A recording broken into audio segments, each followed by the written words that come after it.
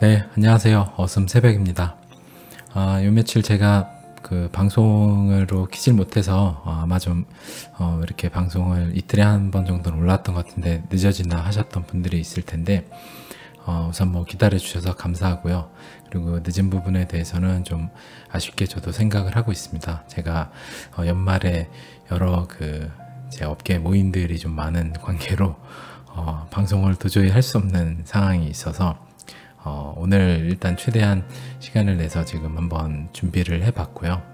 그리고 앞으로도 좀 급격한 상황 변화 같은 게 있을 때 어젠가 그제 아마 좀 가격이 크게 좀 하락을 했었죠. 그래서 그런 때들은 커뮤니티 채널을 통해서 글이라도 좀 한번 올리는 형태로 그렇게 소통을 좀 해드리는 형태로 가져가 보려고 하고요.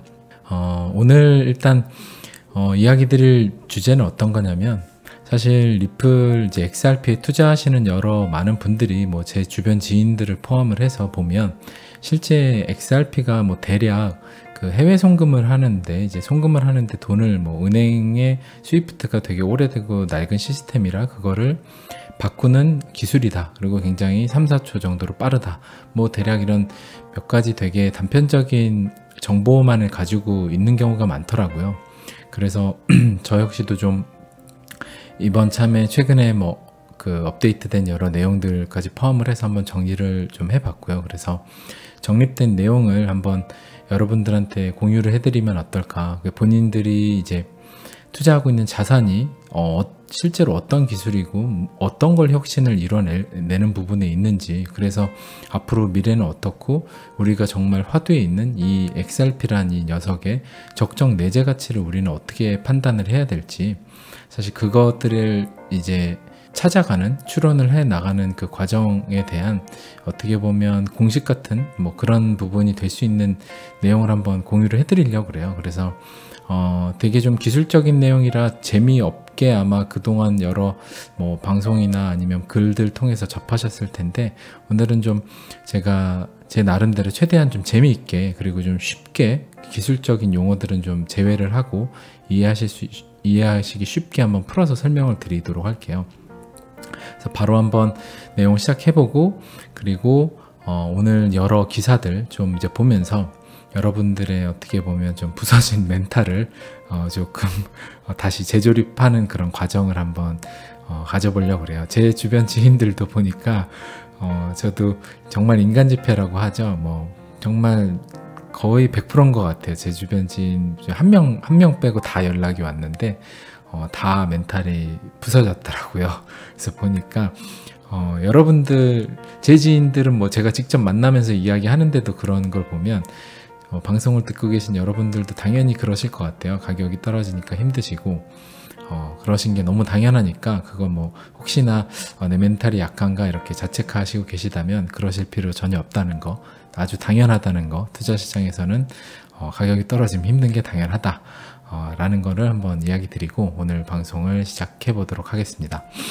일단 리플 XRP잖아요. 이제 XRP 오늘 이야기할 주제인데, 뭐 뒤에 이제 암호자산 시장 관련된 여러 기사들도 있지만 일단은 이제 XRP에 관한 이야기를 해보면, 일단 그 기존 현대 금융 시스템, 이제 금융은행들이 대부분들이 현재 해외 송금을 하고 기업들 간의 뭐 무역 대금, 외환 거래, 개인 송금 뭐 이런 것들 하는 데 있어서, 뭐 그 개인 송금 같은 경우는 핀테크 기업을 통해서 많이 하죠. 뭐 웨스턴 유니언이나 뭐 머니그램이 예전에도 그랬고 그런 것들 하지만, 기본적으로 무역 대금과 외환 거래 같은 경우는 스위프트를 이용을 해서 송금을 하게 되는데, 이 스위프트란 녀석이 어떤 거냐면, 사실상 지금 수많은 메이저 은행들끼리 서로 공동에 이제 해갖고 설립한 하나의 단체라고 생각을 하시면 돼요. 그럼 기존 금융 세력의 어떻게 보면 하나의 또 집합체, 그 다음에 공동체 같은 형태가 되는데, 저희가 XRP를 좀 신금융 세력이 뭔가 움직이고 있는, 암호자산 시장이 새로운 금융 세력이 판을 만들고 있는 거라고 이야기를 하잖아요.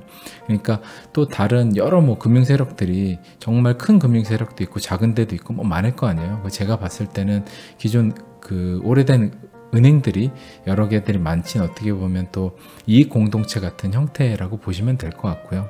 아무튼 그런 이제 스위프트에서 해외 송금을 하는데 하루에 이제 5조 달러 정도예요. 그 규모가 하루 이제 시장 자체가 해외 송금이 그러니까 어마어마하게 크죠. 5조 달러면 실제 원화로는 대략 6천조가 이제 조금 안 되는 정도가 될 텐데 이 은행들이 서로 돈을 어떻게 주고받느냐라고 하면 정말 이제 들으시면 놀라실 텐데 은행들이 돈을 주고받는데 사실상 뭐 국민은행과 미국의 뱅크 오브 아메리카가 있다라고 하면 서로 이제 이런 정도의 은행은 서로 신뢰를 하겠지만 이제 뭐 개발도상국이나 약간 이런 데로 돈을 보낸다 그럴 때는 저 은행이 내 돈을 보냈을 때 쟤네가 이 돈을 받아갖고 그 고객한테 돈을 실제로 줄지 가령 뭐 물품 대금을 여기서 가령 뭐 나이키가 물건을 팔아가지고 한국에서 물건을 나이키가 팔았어요. 그런데 미국으로 돈을 보낸다 그래서 국민은행에서 한국에서 나이키 판 물건을 미국 뱅크 오브 아메리카를 보내달라고 한 거예요. 근데 서로 간에 신뢰가 없다 그러면 그게 이제 이쪽 돈이 절로 간다는 걸 보장을 못 하잖아요. 그래서 지금 어떻게 하고 있냐라고 하면 가령 이제 10억이라고 예상을 해볼게요. 10억이라고 하면 서로 예치금 개념으로 시스템을 사용 중인데 즉 이제 서로 간에 각자 은행에 국민은행과 뱅크 오브 아메리카 은행에 10억 원씩 돈을 서로 박아놔요. 10억씩 이제 돈을 박아놓고 그 다음에 이제 돈을 만약에 보낸다 그러면 그 돈 보낸 만큼 서로 10억 이하 이제 이하로만 차감을 할 수가 있어요. 그래서 차감을 하고 돈이 또 차감이 돼서 나중에 더 돈을 필요하면 예치를 더 해놓고 이런 식으로 예치금 개념으로 서로 돈을 제하고 세우는 형태로 이제 진행을 하고 있는 거예요. 그러니까 정말 요새 같은 이 디지털 IT 시대에 정말 말도 안 되는 구닥다리 시스템인 거죠. 이게 정말 오래된 시스템인데 아직도 이렇게 돈을 보내고 있어요. 근데 이게 문제가 더 나가서 뭐냐면 가령 국민은행하고 이제 뱅크 오브 아메리카랑 국민은행이랑 둘이만 할 땐 괜찮은데 어떤 고객이 국민은행에서 미국의 또 뱅크 오브 아메리카가 아니라 무슨 뱅크 오브 달라스 뭐 이런 데로 보낸대요. 그러면 여기랑도 또 예치금 또 박아야 되잖아요. 그러니까 이게 돈이 무수히 국민은행이 갖고 있는 유동성을 10억씩 계속 모든 은행에 다 박아놓을 수가 없잖아요. 왜냐하면 고객이 어디 은행에 돈을 원하게 보낼지 모르니까 그럼 송금로를 다 뚫을 수가 없잖아요. 그러니까 기본적으로 지금 노스트로, 보스트로 어카운트라는 그런 예치금이 엄청나게 많이 묶여있는 문제도 있지만 이렇게 여러 은행에 다 돈을 국민은행이 예치를 할 수 없으니 지금 스위프트 시스템은 중개은행 시스템이라 그래서 이제 가령 국민은행이 있어요. 국민은행이 이렇게 있고 국민은행이 있고 여기서 여러 은행에 다 돈을 해놓을 수가 없잖아요. 이런 식으로. 그러니까 얘네들 간에 만약에 거래가 있는 데를 연결을 찾아서 여기서 바로 이렇게 보내고 이렇게 보내는 게 아니라 이렇게만 하면 예치금이 서로 박아놨잖아요. 10억씩 만약 박아놨다. 그러면 얘하고 또 연결돼 있다 그러면 얘를 중개은행 삼아서 여기서 일로 돈을 보내는 과정을 얘하고 얘가 예치를 안 하고 얘는 얘로만 하고 얘하고 얘가 연결돼 있으니까 이렇게 가는 거예요. 그러면 만약 여기까지 간다 그러면 또 여기를 이렇게 안 뚫고 이렇게 가는 거예요. 그러면 중개은행이 하나, 둘, 셋, 네 개가 생기죠. 근데 심지어 스위프트 시스템은 이 중개은행이 막 많아짐에 따라 중간에 돈이 소실되는 경우도 있어요. 실제로 돈이 사라져요. 무역대금이. 그런 경우도 있고 돈이 3, 4일 만에 가야 되는데 막 한 달 동안 안 가는 경우도 있고 이래요. 근데 물론 이 시스템 역시도 스위프트도 정말 몇십 년 동안 계속해서 보완을 했기 때문에 점차 그런 것들이 나아져서 지금은 이제 3, 4일 정도 걸리고 수수료가 꽤 많이 비싼데 이 중개은행들이 여러 개가 존재를 하잖아요. 그러니까 이제 수수료가 비싸지는 건데 말도 안 되게 비싸죠. 만약에 10,000원을 보내는데 수수료가 10,000원이 나오고 이래요. 그래서 특히나 개발도상국 같은 경우는 해외에서 이제 노동자들이 많은데 그 나라의 부모들이나 이제 뭐 자식들 그리고 뭐 여러 가족들한테 돈을 주급으로 보통 보내요. 일주일에 뭐 한 20만 원 보내서 10만 원 벌어서 보내는데 거기서 10분의 1을 띄는 거예요. 수수료를. 그러면 이게 얼마나 비효율적이에요. 그래서 지금 리플사가 개인 송금 시장에 뭐 머니그램 이런 데 진출을 해가지고 시스템 뭐 지분도 이제 투자를 하고 해서 머니그램이 굉장히 지금 잘 되고 있죠. 계속해서 호황을 하고 있는데 아무튼 이 얘기를 다시 돌아가면 이런 중개은행이 엄청나게 많다 보니까 이 수수료 자체가 너무 비싼 거예요. 근데 이제 XRP 같은 경우는 XRP를 활용을 해갖고 실시간으로 바로 그냥 거래소에서 ODL이란 시스템 이 시스템을 이용을 해가지고 바로 이제 뭐 빗소나 지금 이런 거래소에서 바로 여기가 이제 거래소라고 보면 되죠. 이 거래소에서 바로 거래를 해가지고 바로 은행으로 줘버리는 거예요. 그러니까 XRP가 하나의 가치 이동을 하는 유일한 화폐 수단이 되는 건데, 이게 됨으로써 트랜잭션 수수료도 역시 XRP로 이제 차감을 하고, 그러니까 수수료가 엄청 싸고 3, 4초면은 이제 돈이 보내지는, 이 중개 은행들이 필요가 없죠.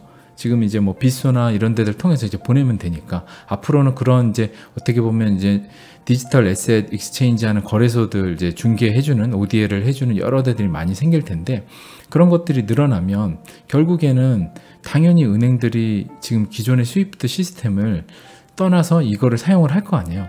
근데 지금 그 전에도 얘기했지만 은행들이 아직은 이 ODL을 사용을 못 하는데 이유가 있어요. 그 이유는 이제 잠시 뒤에 설명을 해드리고, 또 계속해서 이야기를 드리면, 전에도 한번 설명을 드렸던 건데, 리플사의 이제 핵심 세 가지 시장이 있다 그랬잖아요. 첫 번째로는 제일 큰 이제 외환 시장, 그리고 무역 대금, 이제 기업 물품 대금 같은 거, 뭐 아마존이 어디 나라에서 뭘 팔고, 뭐 나이키가 뭘 팔고, 뭐 이런 물품 대금 같은 것들이 가는 금액이 꽤 크죠. 개인 송금보다 훨씬 크죠. 그 이제 두 번째로 큰 게 무역 대금이고, 이제 세 번째 개인 송금 시장에서 현재 유동성이 뭐 계속 증가하고 있어서 역대 최고 볼륨이 터졌다 이런 기사들이 계속 나오고 있잖아요. 그 기사는 사실 의미가 없어요. 왜냐하면 지나고 보면 지금의 최고점은 나중에는 보이지도 않는 막대가 될 것 같아요. 계속해서 늘어날 테니까, J커브 형태로. 그래서 가장 이제 작은 시장 개인 송금 시장인데, 리플사가 이 시장을 제일 먼저 공략을 한 이유는 당연히 유동성이 작기 때문에 처음부터 무역대금 같이 큰 유동성을 감당하기 어려우니 개인 송금부터 안정성 테스트 및 유동성을 점차 키워나가는 선택을 했다라고 보고 있고, 그게 굉장히 탁월한 판단이라고 생각을 하고 있어요. 왜냐하면 뭐 여러 좋은 사례들이 계속 나오고 유동성이 늘어가면 작은 이제 소기업들부터 무역대금을 보내기 시작하는 형태가 되면 결국에 중견기업도 가고 대기업도 갈 거 아니에요. 그러다가 뭐 리플사에 투자한 산탄데르 같은 이런 은행들이 ODL을 본격 도입을 한다 시작하면 정말 큰 은행들도 당연히 저런 큰 은행이 쓰네, 그럼 우리도 쓰자, 이런 식으로 이제 본격적으로 보수적인 은행들이 돌아서기 시작할 거 아니에요. 그러니까 이제 점차 개인 송금에서 바텀에서 탑으로 가는 개인 송금, 무역 대금, 외환 거래, 이런 식으로 그 시장 볼륨을 이제 계속 확대해 나갈 걸로 예상을 하고 있고요.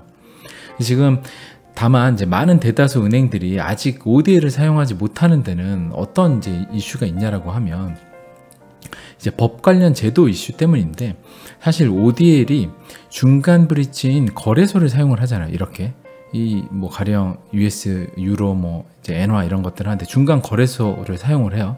지금 이제 ODL 사용이 빗소 같은 것들이 예죠. 근데 해당 부분에서 아직 법적인 이제 이슈들로 인해서 여러 문제들이 생길 것을 이제, 왜냐면 본인들의 해외 송금을 하는데 자산이 거래소로 한번 갔다가 가야 되잖아요. 그러니까 이런 것들이 사실상 아직 좀 제도화가 안 되기 때문에, 뭔가 아직 제도화도 안 돼 있고 법적인 뭔가가 가이드라인이 없는데 내가 선봉으로 한번 효율을 얼마, 수수료 얼마 절감하고 내가 한번 선봉장에 나서보겠다 하는 이제 은행들이 나오지 않는 이제 상황이라고 보면 되시고요. 지금 인도 같은 경우는 인도의 어떤 은행이나 뭐 SBI 은행 같은 경우도 XRP 실제로 보유하고 있는 데들도 있어요.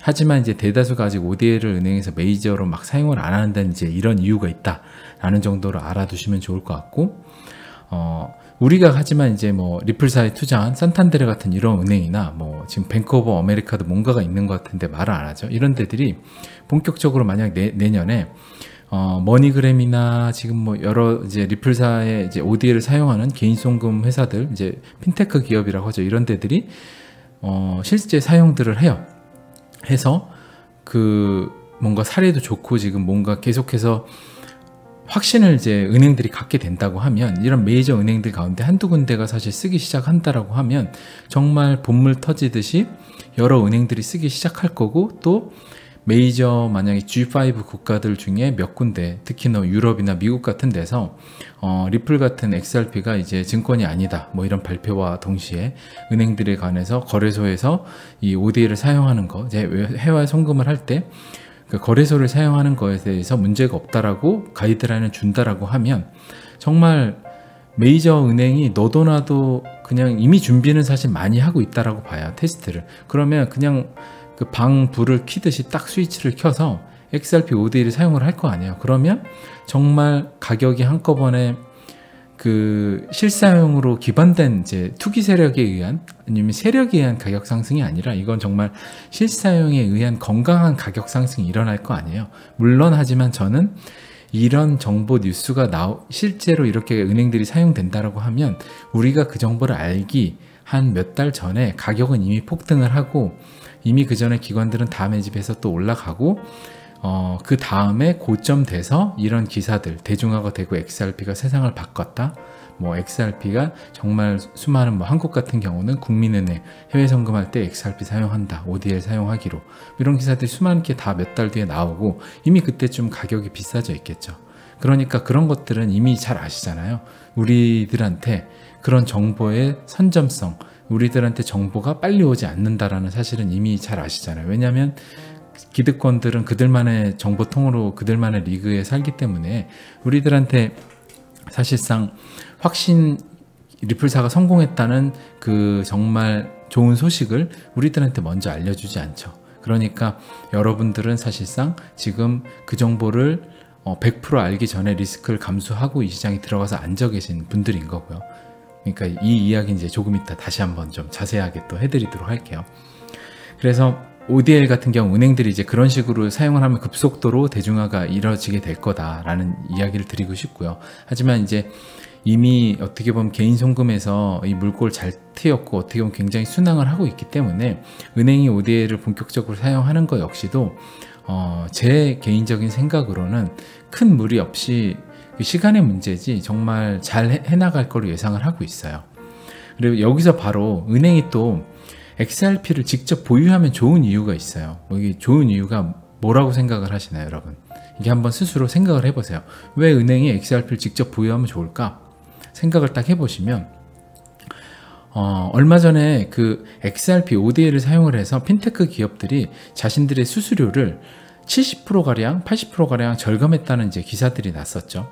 그러면 가령 만원들 수수료를 70%를 줄여서 3,000원만 들어요, XRP를. 그러면 일단 기본적으로 그것만 해도 좋은데 은행들 같은 경우는 XRP를 직접 보유하게 되면 여기 디지털 에셋 익스체인지 쪽으로 보내서 XRP를 이 자국 통화 피아트 머니를 XRP로 한번 바꿔서 여기서 XRP를 해서 또 바꾸잖아요.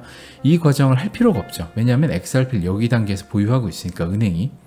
당연히 그렇죠. 은행이 이미 USD를 XRP를 바꿔놓고 이미 가지고 있어요. 자기는 한 XRP를 가령 한 1000만 개, 1억 개 정도 가지고 있어요. 이렇게라고 할게요. 이렇게 갖고 있다고 하면 여기서 2단계를 거치지 않고 거래소로 해서 XRP 바꿀 필요가 없이 바로 일로 가는 거예요. 가서 일로 보내서 이 은행에서 XRP 얘한테 보내서 얘가 여기서 자기 걸로 바꿔 써도 되고 아니면 얘도 XRP를 원래 갖고 있는 애면 그냥 얘는 XRP를 보내면 되는 거예요. 그러면 사실상 이 한번 그 거래하는 뭔가의 과정이 없다 보니까 수수료가 여기서 또 절반이 줄어요. 근데 15%가 또 주는데 그러면 30%에 15%가 그러면 15%만 남잖아요. 근데 그 15%가 금액이 1억일 땐 괜찮지만 그게 막 조 단위가 가고 이따가 이제 외환거래 시장이 얼마나 큰지 설명을 드릴 테지만 그 시장이 엄청나게 크기 때문에 여기서 15%라는 건 엄청나게 큰 거거든요. 그렇기 때문에 은행이 직접 XRP를 보유하게 되면 어차피 ODL을 써서 XRP로 돈을 보내면 너무나 스위프트에 비해서 3, 4일 걸리는 걸 3, 4초 만에 보내고 수수료도 안 그래도 싼데 직접 보유하면 더 싸죠. 그렇다고 하면 이런 마켓 메이커들한테 뭔가 의존할 필요도 없어진 상황이 되면 은행들이 보유하지 않을 이유가 오히려 없다는 거죠. 또 거기다가 너도 나도 만약 대형 은행에서 XRP를 보유하기 시작을 하고 XRP 수량이 1000억 개 지금 뭐 430억 개 정도가 이제 풀리고 절반 이제 좀 안 되게 풀렸죠. 근데 뭐 하여튼 그 정도인데 이게 수량이 한정되어 있는데 점차 대형 은행들이 수량을 조금 보유를 하기 시작해요. 뭐 핀테크 기업도 보유하고 은행도 보유하고 심지어 뭐 어떤 나라는 은행 중앙정부가 보유하겠다고 막 해요. 이렇게 되는 상황이면 너도 나도 그 희소성 때문에 보유하기 시작할 거 아니에요. 그러면 사실상 은행이 단지 15% 수수료 이상의 자산 가치, 투자 자산 가치로의 이제 재무제표상에는 투자해 놓은 자산 가치의 자산 상승이 있을 거 아니에요. 그거의 메리트도 또 굉장히 큰 거죠. 그러니까 이게 그 XRP 설계 자체가 굉장히 촘촘하고 얼만큼 치밀하게 준비했는지를 이런 대목에서 알 수 있는 거예요. 그래서 은행들이 각자 뭐 브래드 갈링 하우스도 얘기했지만 은행들이 각자의 코인을 발행을 해서 외화제 스위프트를 대체하는 뭔가를 하겠다라고 하는데 그게 정말 말이 안 된다는 건 뭐냐면 가령 JP모건, 골드만삭스, 뭐 국민은행 이런 데들이 가령 JP모건이 만든 블록체인 시스템이에요. 근데 이게 골드만삭스가 이 시스템 그대로 쓰라 그러면 내가 왜 니네 거 써야 되는데? 야, 우리 게 어떻게 나 니네 거 어떻게 규격화 니네 거 맞춰서 우리 걸 만들 수는 없어. 거기다 또 국민은행도 맞춰야 돼요. 이러면 어떤 은행이 중립적으로 나서가지고 모든 은행들을 다 통합하는 표준 규격을 만들겠어요. 그게 바로 XRP잖아요. 근데 은행들은 당연히 그 나라도 그렇고 자국의 이익, 그 다음에 자사의 이익인데 당연히 JP모건은 자기네들 유리한 쪽에 안정성과 그런 것들을 코인을 만들 거고 국민은행, 뭐 골드만삭스, 뭐 신한은행, 뭐 뱅크 오브 아메리카 모든 데들이 다 그럴 거 아니에요. 그러면 모든 게 파편화되기 때문에 결국에 지금 스위프트를 쓰는 게 낫지 그 파편화된 시스템을 어떻게 쓰냐는 거죠. 그래서 브래드 갈링 하우스도 그거는 말이 안 된다라고 사실 콧방귀를 꼈었고요. 저 역시도 그건 말이 안 된다고 생각을 해요. 말이 사실상 될 수가 없죠. 은행들이 지금이 말이 됐다라고 하면 이미 JP모건 코인이 나왔을 때 은행들이 그걸 다 쓰고 막 뭔가 공조해서 뭐가 돼야 되는데 연합을 만들고 그런 일들이 일어나기 어렵잖아요. 그러니까 이제 XRP가 사실상 그런 것들을 해주는 어떻게 보면 은행이 아닌 회사기 때문에 가능한 이제 자기가 은행업을 하고 있다라고 하면 XRP도 그게 어렵겠지만 은행이 아니기 때문에 굉장히 중립적인 역할에서 정말 브리지 통화로 가치를 이전하는 그런 역할만을 충실히 수행하는 회사다. 이제 리플사가 그렇게 이해를 하시면 될 것 같고요. 이제 한번 인포그래픽을 한번 보여드릴게요. 이게 이제 XRP 대 이제 글로벌 트랜스퍼 마켓 이제 그 볼륨 유동량의 차이예요. 이제 보면 우선 이 빨간 칸 하나 있죠. 이 빨간 칸 하나가 얼마나 크냐면 파란 네모 칸 10개와 동일해요. 여기 보시면 10개와 이 한 칸이 동일하다 나오죠. 이게 그래서 XRP의 이게 지금 예전 자료이기 때문에 마켓이 가령 30 지금 시총으로 보다는 아마 클 텐데 한번 볼게요. 지금 시총이 얼마죠? 지금 시총이 대략 9조 10조가 깨졌네요. 9조 3천억 원 9조 3천억 원이죠. 그리고 발행량은 430억 개 이 정도예요. 430억 개하고 9조 3천억 원 정도인데 일단 그 머릿속에 생각을 하시고요. 근데 지금 웨스턴 유니언 이제 대표적인 이제 핀테크 해외 개인 송금을 하는 회사인데 이 친구들 같은 경우에 한 해에 송금하는 양 자체가 송금액 자체가 얼마냐면 대략 80조 빌리언이니까 송금액이 90조 원 정도가 돼요. 그러면 지금 아까 리플사가 현재 시총이 9조 3천억이죠. 근데 유니언이 한 해 하는 게 90조 원이면 이게 뭐 한 해니까 현재 시총으로도 사실 여러 번 왔다 갔다 하고 하면 한 해 90조 원은 커버가 가능하겠죠. 10분의 1 수준인데 가능하겠지만 웨스턴 유니언이 하고 또 만약에 이제 머니그램처럼 실사용으로 웨스턴 유니언도 사용한다라고 하면 이게 여기서도 어느 정도의 가치 상승, 이제 가격 상승이 일어날 수 있는 요지가 있는 거예요. 왜냐면 10분의 1밖에 안 되니까. 이게 아무리 뭐 그 전체 리플사의 모든 유동량을 여기다 다 때려 박아서 여기서 그 전체 그 1년에 90조 원에 커버하는 양을 리플사가 현재 시총으로 커버한다고 해도 지금보다는 가격이 좀 올라줘야 그 리플사의 그 물량을 너무 많이 이제 리플 XRP 물량을 너무 많이 이동하지 않고도 10억, 100억 이렇게 뭐 1000억씩 돈을 보내는데 가능하다는 거죠. 이게 가격이 너무 싸면 너무 많은 그 XRP의 유동량이 그 스프레드라고 하죠. 빗소의 그 이제 매도에 쌓여 있잖아요. 그게 너무 많이 필요하거든요. 그렇기 때문에 가격이 어느 정도 올라줘야 사실상 그 이런 정도의 물량도 커버 가능한데 사실 이거는 굉장히 어떻게 보면 코끼리 앞에 뭐 하나의 개미 존재도 안 되는 사실 수준이고요. 이게 어마어마하지. 이게 한 칸이 10개잖아요. 한 칸이. 이게 어느 정도냐면 이게 아까 제가 얘기 드렸잖아요. 1년에 하루에 스위프트가 해외 송금하는 양 자체예요. 하루에 스위프트가 해외 송금하는 양인데 이거 자체가 6천조 정도가 돼요. 하루 거래량이 6천조. 그러면 지금 XRP가 10조라고 볼게요. 현재 시총 이제 10조라고 대략 보면 하루에 6천조인데 스위프트 이 거래량 자체가 여기에 5%, 뭐 10% 이렇게만 가져온다라고 해도 600조잖아요. 그러면 이미 10조면 10%만 가져오려고 해도 6배 정도는 올라줘야 이게 전체 시총이 그 정도는 돼줘야 어느 정도 커버가 되거든요. 물론 이거는 굉장히 수학적으로 분석을 해서 여러 가정을 다 넣었을 때 이게 6배가 올라줘야 되는지 몇 배가 올라줘야 되는지는 주관적인 수학적인 여러 가정을 어떤 사례를 넣느냐에 따라서 굉장히 많이 주관적으로 달라지는 부분이에요. 그래서 이거는 굉장히 추상적으로 대략 보시면 되고요. 이게 아무튼 이 시장 자체가 6천조다. 굉장히 크다. 근데 현재 시총이 10조도 안 되는 시장이다. 그러면 XRP가 이 시장으로 진출을 하기 위해서 은행들이 아까도 이야기 드렸던 것처럼 ODL을 만약에 사용을 하기 시작한다라고 하면, 그러면 은행들이 본격적으로 보유를 하면서 이걸 사용을 한다라고 하면 당연히 가격 상승이 있어줘야 이 시장이 이제 커버가 되는 거죠. 이제 이 정도의 시장을 이렇게 보시면 되고, 또 이 시장 자체는 얼마나 크냐라고 그러면 이 시장이 아까 이야기 드렸던 은행 예치금이에요. 은행들 간에 돈을 서로 보내기 위해서 돈을 묶어놓는 노스트로 보스트로 어카운트라는 뱅크 어카운트 이제 계좌인데, 여기에 돈이 어마어마한데 이 돈이 얼마냐면 계산도 힘드네요. 계산을 좀 해보면 3천조 정도가 이런 죽어있는 예치금으로 은행에 묶여 있는 거예요.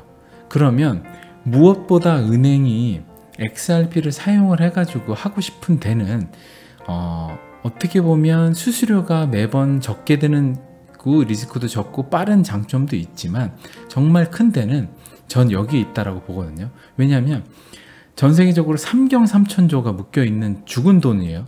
근데 은행이 2008년 금융위기 때도 그렇고 지금도 작은 중소은행들 및 정말 메이저 JP모건 이런 데 아니면 은행들이 유동성 문제를 겪고 있어요. 근데 자신들의 유동성이 여기에 다 묶여 있잖아요.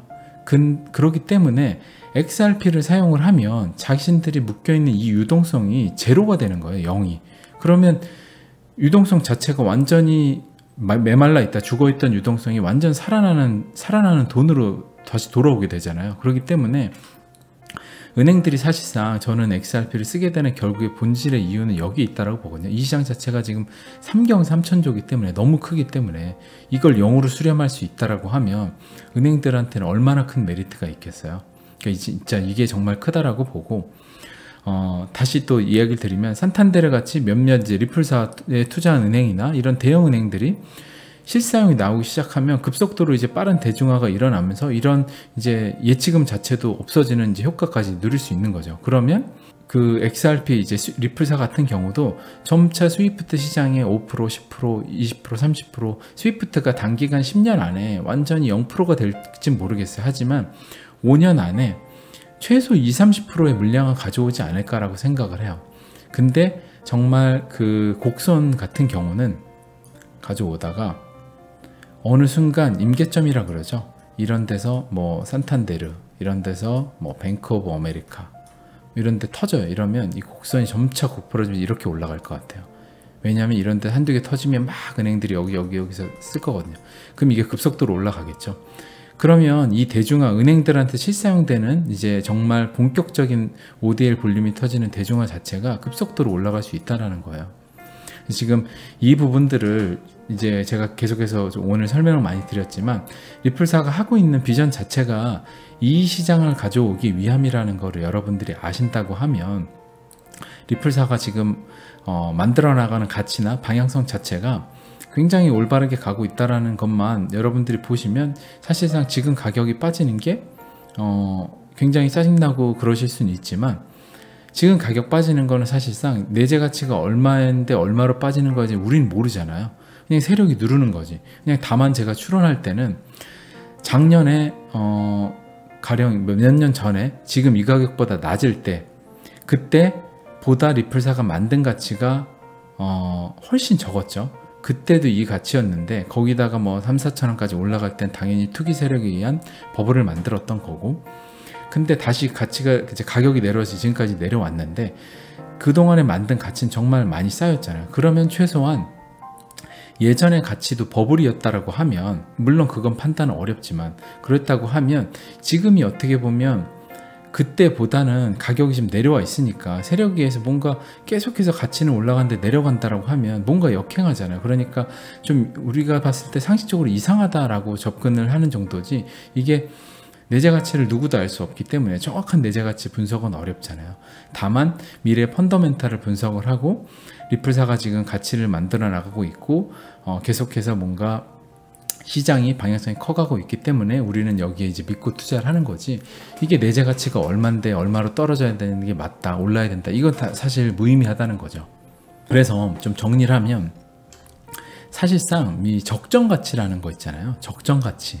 리플사가 지금 오늘 뭐 215원인데 가격이 형편없죠. 형편없는데 이게 원래 적정 가치인 100원으로 갈 거라는 사람들, 뭐 그 가치 말을 주장도 역시 적정 가치에 대한 명확한 알고리즘에 의한, 자신들의 논리에 의한 분석 데이터가 없기 때문에 그 주장 역시도 말이 안 되고, 이게 원래 리플이 뭐 한 1000원 정도는 가야 될 것 같은데 215원이라 싸다, 이거 역시 또 이건 어떻게 보면 제 주장일 수도 있죠. 저는 리플이 지금 적정 가치 이하라고 생각을 하는 쪽이니까 이 역시도 적정 가치를 제가 명확히 이런 앞선 여러 가지 펀더멘탈적인 분석을 해드렸지만 적정 가치를 실사용에 근거한 분석을 해낼 수 있는 알고리즘이 리플사도 모르기 때문에, 이거를 누가 명확히 모르기 때문에 그 주장 역시도 사실상 맞다라고 볼 수는 없는 거예요. 그래서 이 논쟁은 끊임없이 이루어질 텐데 거기에 대해서는 그냥 중립 정도 생각을 두시면 될 것 같고요. 다만 이제 제 방송이니까 제 개인적인 의견을 드리면, 저는 XRP가 한 700~800원, 1000원 정도 이하에서는 그냥 향후 몇 년을 본다라고 하면 꾸준히 계속 사도, 아까도 이야기 드렸지만 이런 식으로 J컵으로 올라갈 거라는 생각을 하기 때문에 모든 건 100%는 없어요. 리플이 뭐 100% 성공한다는 없어요. 삼성전자도 구글도 모든 100%는 없죠. 근데 이게 올라갈 거기 때문에 이때쯤 돼가지고 실제 가치가 1000원을 넘을지, 근데 이때 만약 넘는다 그러면 정말 잡기 힘든 정도로 빨리 올라갈 수가 있죠. 그리고 아까 이야기 드렸지만 정말 리플사가 수많은 은행들이 대중화가 이루어지고 ODL이 사용되어서 실사용이 폭발하기 직전 몇 달 전에 이미 가격은 하늘 꼭대기 올라가 있고 기득권 세력은 다 물량을 가져갔을 거예요. 그거 하나는 제가 확실히 알 수 있어요. 왜냐하면 늘 모든 자산 시장은 그래왔기 때문에 절대 정보력이 떨어지는 개인들한테 그 기회 주지 않거든요. 그래서 늘 돈 버는 사람은 미리 리스크에 베팅하고 기회에 베팅해서 미리 들어가 있는 사람들이 돈을 버는 거지, 다 대중화가 이루어지고 나서 기사 다 보고 와 리플사, 국민은행이 리플사 쓴대, XRP 쓴대, 야 신한은행도 쓴대, 이런 때는 이미 리플은 이미 사기에는 너무 비싼 가격에 올라가 있다는 거죠. 그거 하나는 제가 내재 가치는 확실히 여러분들한테 알려드릴 수는 없지만 그거 하나는 알 수 있어요. 우리가 그때 되면 기회를 잡을 수 없다는 것. 그렇기 때문에 여러분 역시도 지금 리플사의 비전대로 스위프트 시장의 상당 부분 가져오게 된다라고 하면 가격 상승이 자연스럽게 이루어질 거라는 예상을 하잖아요. 이 큰 시장이 가져온다라고 하면. 그러면 여러분들이 생각을 하셔야 되죠. 제가 늘 이야기 드리지만 늘 기회와 리스크, 위험은 동시에 존재해요. 지금 100%는 없다 그랬죠. 리플사가 이 시장, 정말 큰 시장을 다 가져오면 좋은데 가령 이만큼 가져오다가 정말 열심히 했는데 잘 안 됐어. 그럴 수도 있는 거죠. 그렇기 때문에 기회와 리스크는 늘 동시에 존재하는 거예요. 그건 당연한 거예요. 그렇기 때문에 기회가 있는 거죠. 근데 반대로 기회와 대중화는 동시에 존재하지 않아요. 아까 이야기 드린 것처럼 리플사가 국민은행 여러 은행들이 다 쓴다는 기사가 날 때쯤 되면 이미 대중화가 된 기사를 받고 이미 이루어졌기 때문에, 심지어 그 정보조차도 우리들보다 기득권이 먼저 가져가기 때문에 우리한테는 기회가 없죠. 그땐 이미 가격이 비싸졌을 테니까. 이거를 명확히 이 포인트를 일단은 인지를 하셔야 되고요. 지금 XRP 가격이 이렇게까지 지금 형편없는 이유도 아직 리플사가 어떻게 보면 스위프트의 저 외환 시장을 크게 위협하는 수준까지 점유율을 가져온 상태가 아니기 때문인 것도 역시 팩트예요. 당연하죠. 왜냐하면 이 시장을 상당 부분 만약 가져왔다고 하면 이미 세력들은 이 내용을 알고 있었기 때문에 가격을 올렸을 테고 물량을 다 매집을 했을 거고 했기 때문에 어떻게 보면 이 시장은 이미 대중화가 끝났다라고 보면 이미 가격은 비싸져 있겠죠. 그러니까 반대로 아직 이게 이만큼 이루어지지 않았기 때문에 우리한테 기회가 있는 거기도 하고 아직 리플사는 반대로 실패할 확률도 있는 거예요. 그래서 이게 논리적으로 굉장히 합리적인 어떻게 보면 추론 아니면 합리적인 그냥 팩트라고 생각을 하시면 될 것 같고요. 물론 이렇게 얘기한다고 해서 여러분들이 지금 리플사나 XRP가 그럼 망할 수도 있나? 내가 그럼 투자한 게 되게 불안해서 나 어떻게 해야 되나? 이런 생각을 하실 수도 있어요. 물론 근데 여러분들한테 그런 생각을 하셨으면 해서 제가 이런 얘기를 드리는 건데 왜 그런 얘기를 또 드리냐면 모든 투자에 있어서 아까도 이야기 드렸지만 확률이라는 게 100%는 없잖아요. 모든 투자에 있어서 확률이 100%짜리 성공 확률을 가진 투자. 이게 그러면 모든 사람이 여기 다 투자할 거 아니에요. 모든 사람들이 다 투자할 거 아니에요. 여기 다 투자할 텐데 그건 당연히 없는 거 여러분들도 인정하시죠. 그러면 리플사가 이렇게 잘하다가 결국 실패할 수도 있다. 당연하죠. 그거는 뭐 구글, 그 다음에 삼성도 뭐 얼마 전에 이건희 회장님이 지금 돌아가실 수도 없는 상태죠. 왜냐하면 돌아가시면 상속세 문제 관련해서 이재용 부사장이 승계권 구독 안 되니까 삼성의 큰 위기죠. 뭐 맞죠? 그러니까 이거 위기죠. 근데 삼성 역시도 정말 큰 위기를 늘 달고 사는 거예요. 근데 우리들은 삼성에 투자하는 사람들 많죠. 삼성전자에.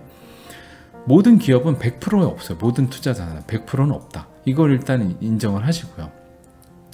그 가능성을 배제를 하지 않는 것. 제가 전에 편에서도 이야기 드렸잖아요. 행운에 속지 말라고. 100%의 행운이 우리한테 올 거라는 생각을 하시면 안 돼요. 이제 삼성이나 모든 것도 다 망할 수 있다. 리플사도 망할 수 있다는 가능성을 배제를 하시면 안 돼요. 그렇기 때문에 분산 투자도 하시고 리스크 테이킹을 하셔야 되는 건데 그렇다고 해서 제가 리플사가 망할 가능성이 높다 이런 얘기를 드리는 게 아니니까 이야기 끝까지 흥분하신 분이 있다라고 흥분하지 마시고 들어보세요. 세상에 100% 망하지 않는데 수익률이 10배가 나고 100배가 나는데 망하지 않을 확률 0%라는 장사가 세상에 있을까요? 당연히 없죠. 당연히 여러분들이 그런 건 없다라고 하면 상도덕이잖아요. 그런 건 망하는 확률이 100%는 없고 수익률은 10배에서 100배까지 나는 시장인데 망하지 않을 확률은 100%야. 이게 말이 안 되잖아요. 그러니까 여러분들이 일단 이걸 받아들이셨다라고 하면 다음 어떤 걸 생각을 하셨다냐면 리플사가 물론 이제 잘 안 된다는 이야기가 아니고요. 저 역시도 리플사가 성공 가능성을 매우 높게 보고 있기 때문에 투자하는 것이고 또 주식시장에서도 뭐 아까 이야기 드렸듯이 예외는 아니에요. 뭐 어떤 회사도 망할 수가 있기 때문에 저도 여기에 상당히 성공할 가능성이 높다라고 생각을 하고 투자를 하고 있고 이렇게 공부도 하고 여러 가지 분석을 하고 있는 건데 여러분들이 아셨으면 좋은 게 늘 투자는 수익률 대비 위험 비율이 비례한다고 생각하는 것이 굉장히 냉정한 팩트라는 거예요. 그러니까 10배, 100배가 나는 시장이면 사실상 수익률 자체가 안 망할 확률이 100%, 그 다음에 내가 마이너스 손실을 겪을 퍼센트가 마이너스 50, 뭐 60, 마이너스 90%도 많으신 분도 있더라고요. 이런 가능성이 당연하다고 생각을 하셔야 되는 거예요. 근데 이게 너무 힘들죠. 이것도 힘들고 힘든데 이게 힘들면서 10배, 100배 이게 생각을 하면 안 되는 거예요. 만약에 내가 마이너스 10%가 난 힘든 사람이라고 하면 오히려 이 시장보다는 주식시장에 가서 마이너스 10% 정도만 감내할 수 있는 정말 큰 우량주 정도에 투자하시는 게 더 맞는 거죠. 이 감내가 안 되는 분 같은 경우는 투자 필드 자체가 좀 그러니까 투자하는 어떻게 보면 마당 자체 곳 자체가 잘못됐다라고 보시는 게 조금 더 현명하다는 설명을 드리는 거예요. 그래서 다시 돌아오면 모든 투자는 수익률 대비 위험이 비례한다라는 것이 냉정한 이제 팩트고 여러분들이 지금 투자에 있어서 계속해서 지금 오늘 가격이 뭐 215원 이렇게 빠졌잖아요. 그러면 저는 리플 XRP가 가격이 여기서 뭐 전에도 이야기 드렸지만 제가 180원을 보는 게 뭐 나름 차트적으로 이제 제 나름의 이제 근거를 보고 얘기를 드린 건데, 거기에 180원이 만약에 간다라고 해서, 이게 간다라고 해서 정말 마이너스 50%가 돼요. 그래서 고통스러워. 마이너스 60%. 고통스럽다고 하면, 이게 이 고통스러움을 뭔가 누군가의 말로 치유해 주거나 뭔가 도움 줄 수 있는 방법은 없어요. 그냥 본인 스스로의 투자에 상도덕을 갖추는 방법밖에 없어요. 상도덕. 왜냐하면 내가 수익을 10배 먹고 100배 먹을 녹심으로 들어왔으면 이거 감내해야 된다 라는 상도덕, 아니면 나는 어차피 한 10%만 먹을 상도덕이기 때문에 나는 이런 거 감내를 할 자신이 없다, 나는 진짜 가격이 좀 올라가가지고 한 10% 정도 올라가면 팔고 나가야지 하고 이 시장을 떠나시는 게 더 맞는 거야. 그래서 본인이 철저하게 본인 스스로의 투자에 상도덕을 갖춰라. 그러고 나면 지금 본인이 스스로 괴로운 거 역시도 괴로우면서 벗어날 수 있고, 왜냐하면 난 수익을 많이 낼 마인드를 갖고 있기 때문에, 왜냐하면 꿀단지 크기가 크면, 정말 많은 꿀을 담으려고 하면, 꿀단지를 크게 키우려고 하면 역시나 그 손해를 보는 사이즈 역시도 커야죠. 그게 커야만 큰 단지를 담을 거 아니에요. 역시나 이게 비례한다라는 거를 여러분들이 인지를 꼭 하시고, 제가 이런 좀 마지막에 리플사 분석을 통해서 마지막 이제 이야기는 어떻게 보면 좀 투자 관련해서 굉장히 냉정한 이야기를 제가 언젠간 한번 좀 드리려고 하다가 오늘에서야 드리게 됐는데, 이게 리플사 이제 XRP 가격이 하필이면 빠졌을 때 오늘 이야기 드리는 데는 또 나름의 제 생각이 있어요. 왜 오늘쯤에 이제 이런 이야기를 드리는지는. 그래서 그거는 이후 방송에서 차차 제가 한번 설명을 드리도록 하고, 나름의 제 큰 그림이 있거든요. 그래서 한번 그거는 나중에 이야기를 드리도록 하고, 오늘 이런 이제 냉정한 이야기를 드렸는데, 조금 이제 좀 따뜻한 이야기, 좀 부서진 여러분들의 멘탈을 치유하는 그런 이제 한번 기사들을 보면서 이야기를 좀 드려보도록 할게요. 비트코인 선물 거래 시작한 LSX는 벡트의 라이벌이 될까? 그래서 벡트는 이제 현물 거래 방식이고 LSX는 선물 거래 방식이다. 이것만 일단 생각을 하시면 되고, 이 기사 내용은 사실 별로 볼 게 없어요. 뭐만 보시면 되냐면, 암호화폐 거래소 플랫폼 LSX가 비트코인 선물 거래 시작했다라고 하죠. 그래서 LSX의 투자사에 나스닥이 포함된 만큼, 그러면 나스닥이 여기에 투자했다라고 하잖아요. 나스닥이 이제 IC를 이제 모 회사로든 벡트의 라이벌이 될 수 있지 뭐 시선이 집중되고 있다라고 하는데, 나스닥이 여기에 투자를 하고 했다. 근데 지금 우리가 가격이 요새 얼마로 빠지고 굉장히 불안하고 하잖아요. 근데 이런 기관들은 사실상 그런 가격이 얼마가 빠지든, 사실상 리플사 가격이 XRP가 얼마가 되고 비트코인 얼마 되는지 별 관심이 없어요. 그냥 비트코인 선물 거래 그냥 이것만 하겠다는 거예요. 왜냐면 비트코인 선물 거래 하겠다는 거는 결국에 암호화 자산 시장의 기축인 비트코인을 기점으로 해서 이 시장에 대기업이 진출을 하겠다라는 얘기고, 그렇기 때문에 나스닥이 투자를 한 거잖아요. 왜냐하면 이 시장이 앞으로 시대적 방향성이 가지 않은 시장이라고 하면 이런 대기업들이 뭐 마이크로소프트, 삼성전자, 뭐 구글, 입으로 말하기도 할 정도로 너무나 많은 수많은 대기업, 요새 웬만한 다우의 시총 상위인 회사들은 지금 다 뛰어들고 있죠. 근데 제가 한번 그건 또 나중에 한번 정리를 해서 한번 좀 멘탈 케어 방송을 한번 해보도록 할게요. 그런 이제 수많은 대기업들이 진출을 하는데, 그런 회사들이 왜 하겠냐는 거죠. 당연히 비트코인이나 이런 것들이 결국에 나중에는 XRP, 이더리움 다 나올 거 아니에요. 그 시장 자체가 망하지 않고 앞으로 시대적 방향성으로 가서 또 하나의 주식시장, 뭐 파생상품 시장, 금시장 이런 것처럼 큰 또 암호자산 시장이 하나의 또 실물 경제를 받쳐주는 큰 시장으로 또 커가게 이제 만들겠다는 소리예요. 그러면 결국에 우리가 이 시장에 투자를 하고 있잖아요. 왜냐하면 비트코인, 이더리움, XRP 뭐 이런 것들에 투자를 우리가 하고 있다라고 하면, 이 시장의 메이저 시장에 있는 상위 1, 2, 3에 투자하고 있는 거면 결국에 시장 자체 중에 메이저로 이 시장은 가는데 그 1, 2, 3위가 망하진 않을 거 아니에요. 물론 아까 뭐 100%는 아니니까 망할 수도 있겠지만, 그 확률 몇 프로 때문에 만약에 투자 못하겠다라고 하면 이런 암호자산 시장에 투자 못하는 거죠. 그러면 주식시장도 투자 못하죠. 그러면 아무 데도 못하고 아무것도 안 하면 아무 일도 안 일어나기 때문에 그냥 예금에 둬야죠. 왜냐하면 예금에 두면 아무 일도 안 일어나거든요. 근데도 일어날 수도 있어요. 갑자기 뱅크런 터지고 막 중국은행처럼 망할 수도 있죠. 그렇기 때문에 모든 것은 그냥 뭔가 이게 안 되면 어떡하지, 이렇게 시작하면 아무것도 안 된다는 걸 한번 이야기 드리고, 이런 대기업도 지금 진출을 해서 나가고 있다, 이런 데 다 보이잖아요. 지금 나스닥이 또 투자했다라고 하면 현물 시장 있는데 또 선물 시장 또 만든대잖아요.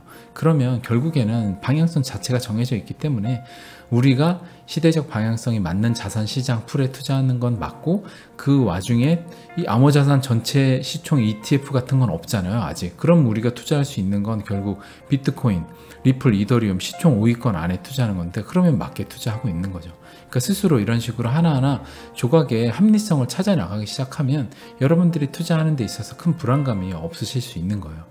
또 다음 한번 기사를 볼게요. 또 이건 좀 재밌는 기사인데, 트레이더 이제 600명에서 2명으로 IT 기업 골드만삭스. 그래서 이게 어떤 얘기냐 그러면, 한때 600명에 달하던 골드만삭스 주식 매매 트레이더들이 이제 2명밖에 남지 않았다. 이게 뭐 어떤 얘기냐면, 한때 골드만삭스의 수많은 하버드부터 스탠포드 수많은 엄청난 인재들이 여기에만 들어가면 연봉을 막 10억 몇십억씩 받아가면서 일을 한 거예요. 그러니까 거기만 졸업하면 다 여길 들어갔어요. 근데 지금은 그 600명에 달하던 주식 매매 트레이더들이 2명밖에 안 남았어요. 왜냐하면 켄튼가라는 그 실제 AI로 주식을 매매하고 매수하는 거래하는 그 프로그램 자체가 골드만삭스에서 테스트를 했는데 600명의 수많은 인재보다 압도적으로 수익률이 좋았기 때문에 이제는 그 2명, 그 프로그램을 관리하는 2명만 남고 나머지를 다 해고를 한 거예요.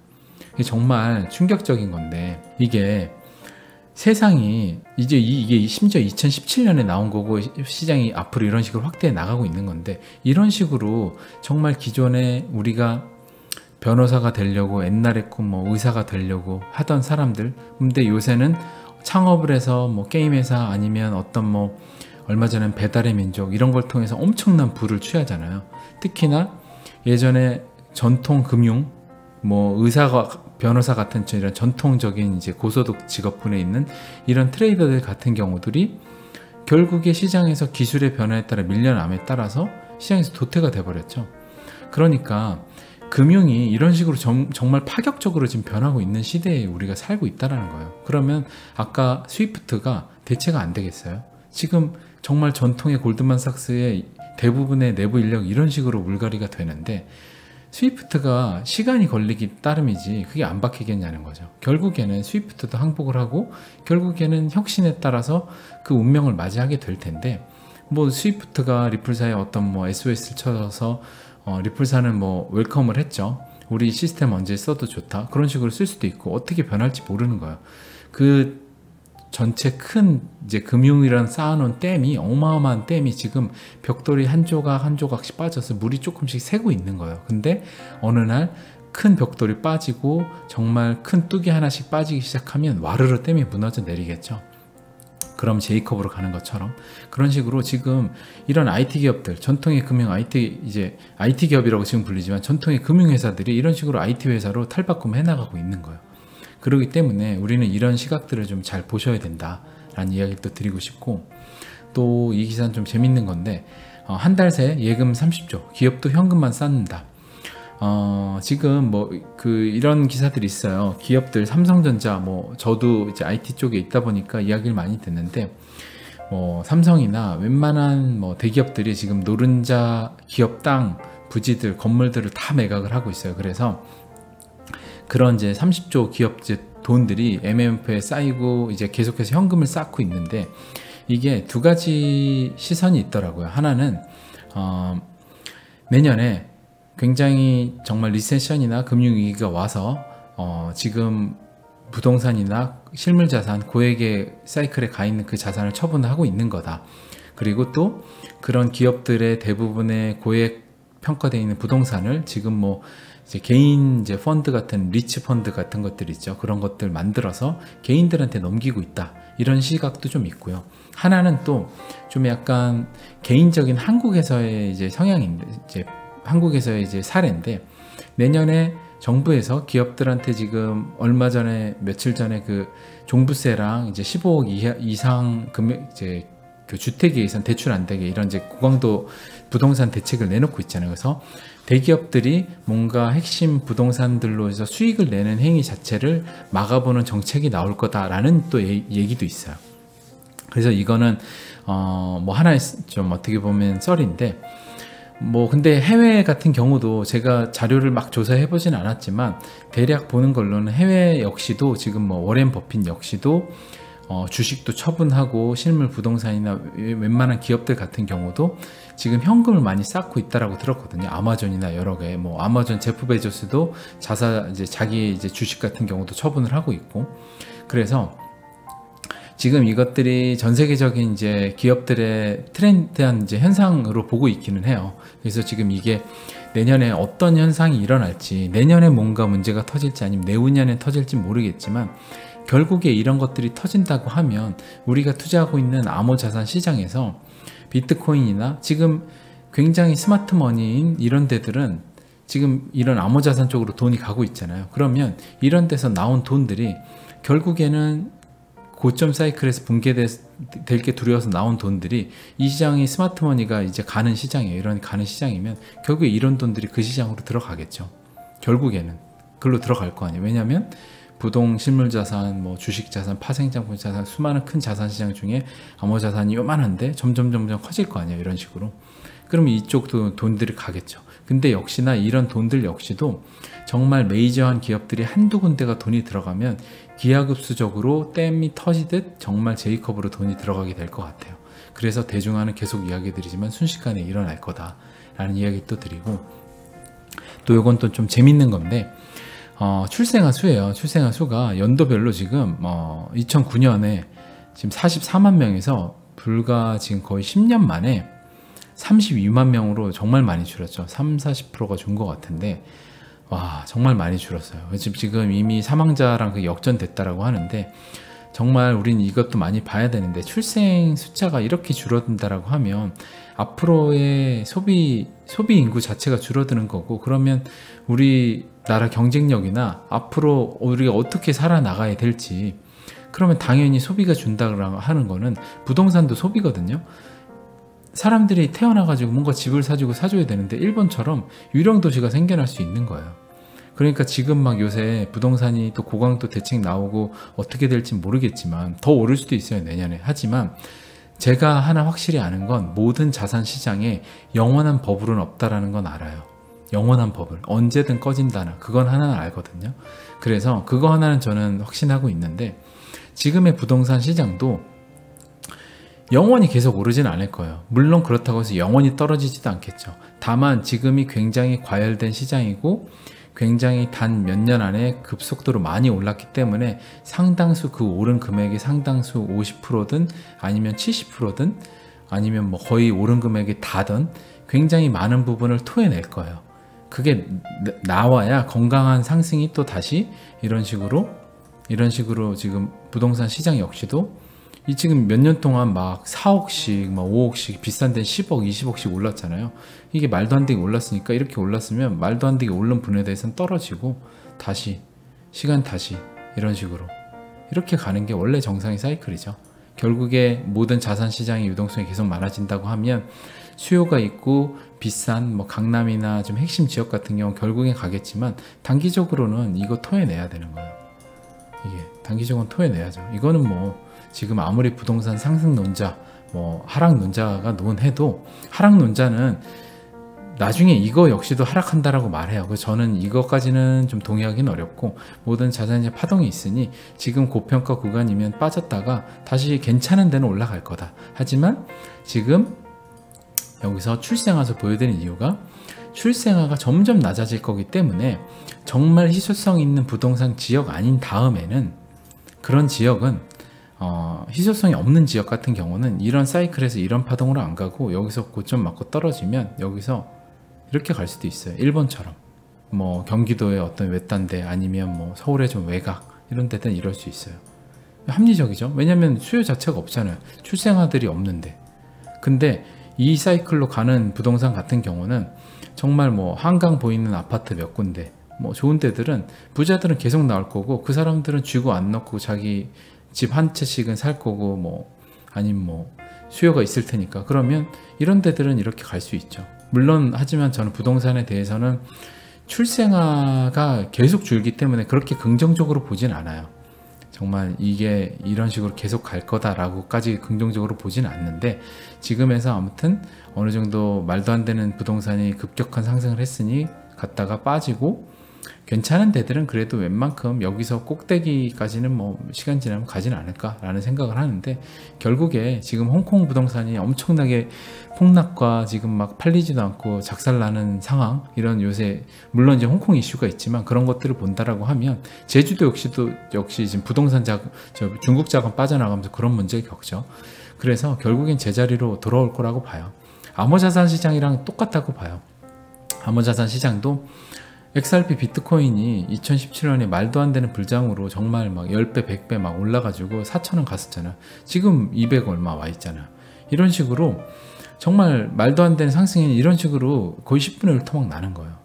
정말 고평가에 왔으니 물론 부동산 그 정도까지는 아닐 수는 있겠지만 아무튼 제자리로 회귀를 일단은 한다. 하지만 결국에 똑같죠. 부동산도 희소성이 있고 괜찮은 거, 코인도 잘하는 거고 괜찮은 거라고 하면 결국에 정보를 뜯고 또 날아갈 수도 있는 거죠.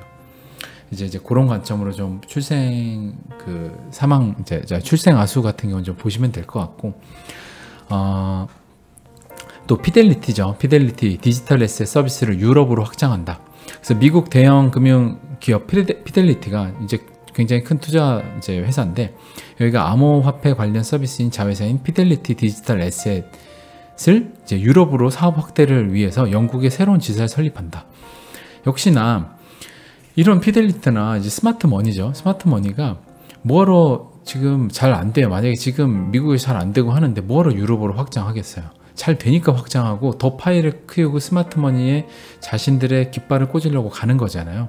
그러면 역시나 우리는 이런 데서 내가 투자하는 자산이 이제 썩은 동아줄은 아니구나 라는 거를 이런 데서 보시면 돼요. 그래서 이런 걸 보시고 스스로 그냥 조각난 멘탈을 스스로 조각을 제조를 하시고 이런 과정을 하시면 될 것 같아요.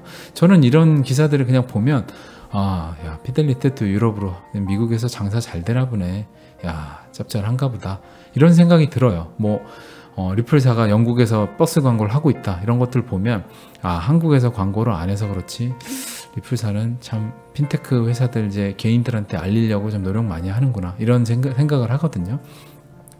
또 보면 리플사의 파트너 머니그램 XRP를 보유하지 않았다. 이게 마치 되게 악재인 것처럼 어떤 분이 댓글로 다셨더라고. 근데 이게 그냥 악재도 아니고 그냥 리얼 팩트예요. 뭐냐면 머니그램 CEO 알렉스 홈즈는 최근 시인 인터뷰 통해서 회사 규정 문제로 입금되는 XRP 모두 즉시 판매한다라고 발표했다. 그러니까 보유할 수 없어서 보유 안 하는 거예요. 이게 뭐 투자 가치가 없고 XRP가 안 올릴 것 같아서 보유하지 않았다라는 식으로 지금 이제 막 뭔가 포드가 나오는 상황인 것 같은데 그런 게 아니라 그냥 보유하면 안 돼서 그런 거고, 실제로 알렉스 홈즈의 동생이나 와이프나 누가 아니면 이 개인이 보유하면 안 되는 조항이 없다라 그러면 개인은 보유할 수 있는 거죠. 머니그램은 안 갖고 있어도. 왜냐면 이 사람은 리플사에 투자를 받았기 때문에 빵형하고도 자주 만날 거고 지금 선봉장에 있잖아요. 리플사의 대중화에. 그럼 뭔가 많이 알 텐데 이 사람이 개인이 XRP를 안 샀을까? 저는 그건 잘 모르겠어요. 퀘스천 마크예요. 샀을 것 같아요. 제 개인적인 생각으로는. 왜냐면 누구보다 잘 아는데 안 샀을까요? 뭐 빵형이나 뭐 CTO나 거기 리플사 대부분 다 가지고 있죠. 물량을. 안 샀을까요? 잘 모르겠어요. 그 부분은. 그래서 이거는 그냥 팩트로의 내용으로만 보시면 될 것 같고, 그리고 데이터 분석 기업이 리플의 직원 수가 534명, 비즈니스 성장의 핵심 지표다. 이제 이런 걸 보시면 되는데 리플사 직원이 지금 534명, 굉장히 늘어났다라고 하죠. 굉장히 늘어났는데 리플사 직원이 이렇게 늘어나고 있다는 거는 뭔가 일이 많아서 계속해서 직원이 늘리고 할 일이 많다는 거잖아요. 정말 할 일이 없고 회사가 망해가는데 직원을 늘릴 리가 없잖아요. 그리고 또 하물며 정말 뭐 IMF에 일하던 사람, 아니면 또 미국 증권거래 선물 거기 위원회 SEC 일하던 사람, 막 의회에 있는 사람, 수많은 정말 그 정부 관계 마피아들의 리플사의 임원이나 아니면 사회이사나 이런 형태로 다 들어오고 있잖아요. 정말 이렇게 하는 회사가 없잖아요. 근데 리플사의 직원들도 이런 성장을 하고 있고, 그러면 리플사가 일 잘하고 있는 거고, 그러면 지금 가격이 좀 빠지는 게, 일을 잘하고 있는데 가격이 빠지는 건 뭔가 이상하다고 생각을 해야 돼요, 우리는. 그러면 결국에 답은 하나죠. 세력이 잘 좀 심약한 개미들을 털려고, 아니면 좀 시간이 없는 작은 세력들을 털려고 지금 이 과정을 하고 있구나 라는 뭔가 합당한 추론을 통해서 자신만의 합리적인 해답을 찾아내시면 되는 거예요. 그러니까 이런 것들을 보시면 되는 거죠.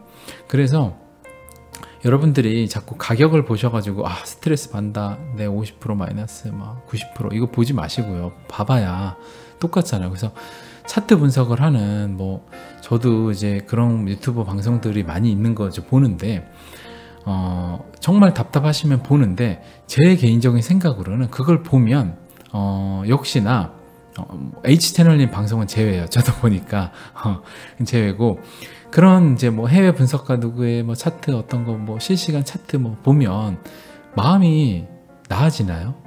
그거 보면 비트코인 7,000선 붕괴 사수해야 된다. 그거 우리가 사수하나요? 아니면 우리가 방송 보면 사수되나요? 안 되잖아요. 그거 우리가 본다고 올라가는 거 아니, 떨어지는 거 아닌데, 그러니까 그 전체적인 펀더멘탈이나 내가 이 시장에서 투자를 하고서 보실 거면, 비트코인이 7,000불이 붕괴된다라고 하면, 내가 만약에 파실 분들이라고 하면 보세요. 나 여기서 손절을 할 거다.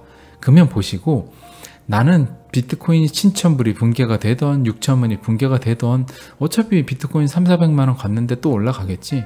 왜냐면 이런 대기업들이 비트코인이나 지금 막 선물 만들고 지금 다 난리도 아닌데 이 시장이 죽겠어? 라는 확신이 있다라고 하면 어차피 나 손절매 할 거 아니면 그거 봐서 뭐 하냐는 거죠. 어차피 팔 것도 아니고 그거 본다라고 해서 가격 올라가는 것도 아닌데 왜 거기에 시간을 쏟고 계세요? 차라리 제가 소개해드린 여러 투자 관련 심리 서적이나 아니면 투자 구루들의 책을 읽어보시면서 스스로의 마음가짐, 이제 꿀단지 크기를 키우시는데 그 시간을 할애를 하세요.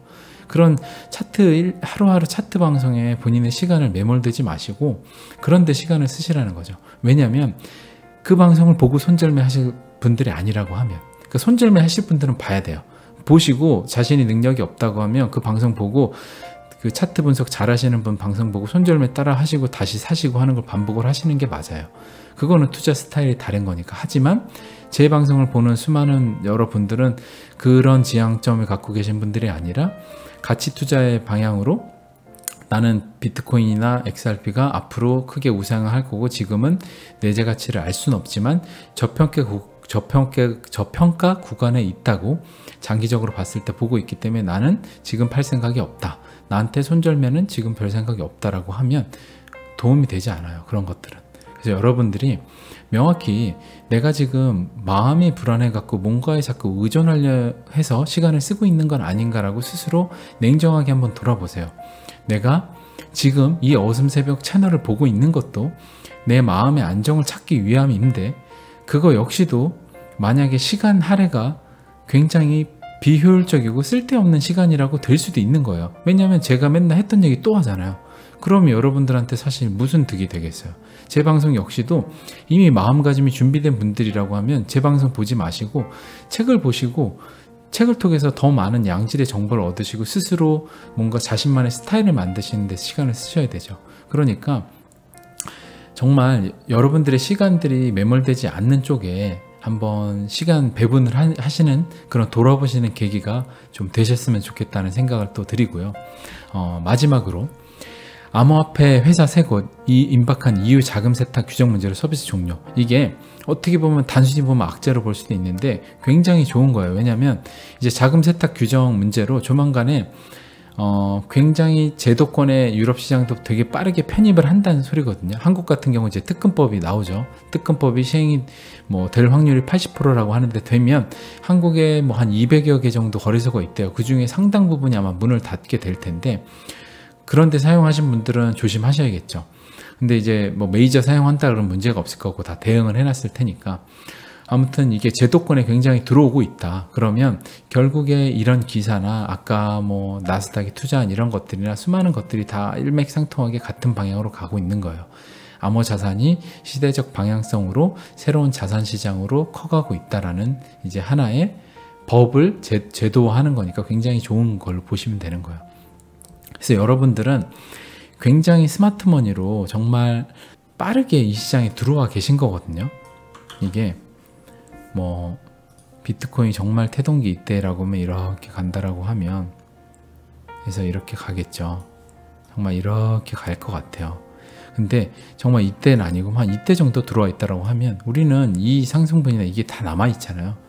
지금 그래봐야 피델리티 정말 메이저 중에 스마트머니가 들어온 거지 정말 수많은 메이저 회사들이 다 들어온 건 아니에요. 또 이런 메이저 중에 하나가 들어온 거지, 몇 개가. 그러니까 우리 아직 먹을 게 많다는 거죠. 그러니까 여러분들이 투자하고 있는 자산 시장에 대한 확신은, 저도 리플사가 아니면 비트코인이 이더리움이 100% 안 망할지는 확신은 없지만 이 시장 자체가 정말 앞으로 또 하나의 자산 시장이 만들 거라는 확신은 있거든요. 거의 그거는 99% 확신은 있어요. 그러면 우리가 할 수 있는 최선은 이 시장에 최상위 있는 시총에 1, 2, 3에 투자해 놓는 건데 우리가 할 수 있는 몫은 최대한 다 해놨다 라는 게 이제 제가 할 수 있는 최선이라고 생각을 해요.